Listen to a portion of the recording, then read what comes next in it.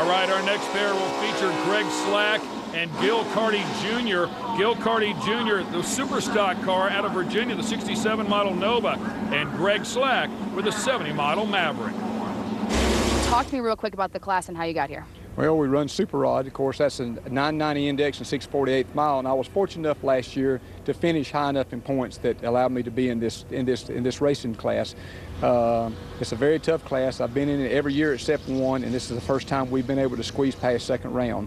It's really tough drivers out there, and it's just a great ball, and there's not enough can be said to the Mosier family for putting this show on for us. So Gil is here in the Elite 8. Talk to me about what class you're representing and how exactly you got here. I'm representing Super Stock, also Division 9. Take the top 4 cars in the world out of all 5 divisions. We get to run for $20,000.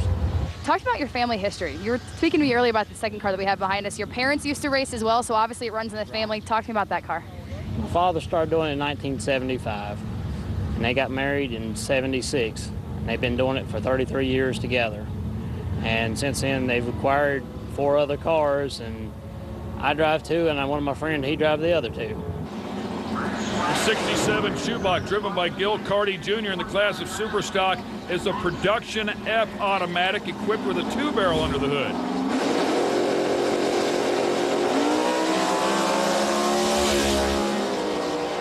Dial-in's almost identical with a 668 for the 70 Maverick, a 661 for the Super Stocker, and the Super Stocker with the better of the 2 reaction times, a 002 light, but missed the mark at the other end as it looks like he gave it back. He runs a 664, that's plus 034 for Gil Carty Jr., and he'll give the win back to Greg Slack, who had a 006 light, very respectable, and then runs a plus 017, 69.7 on his 668 dial-in. Great racing there, the win to the Mavericks.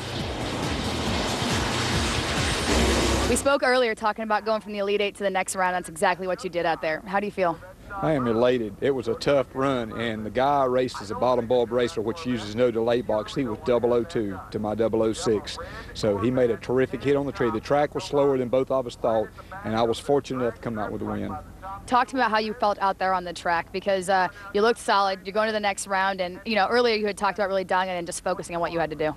Well, we looked at the air conditions outside, and I considered it a 60-foot liable to be as quick as it was this morning, but it wasn't. The car rotated the tires and left the starting line, and though I couldn't feel it, but like I said, I went down there at about the time I picked him up and got in the brake pedal. By the time I got in the brake pedal, I was already through the stripe. But like I said, I was fortunate to pick up that win.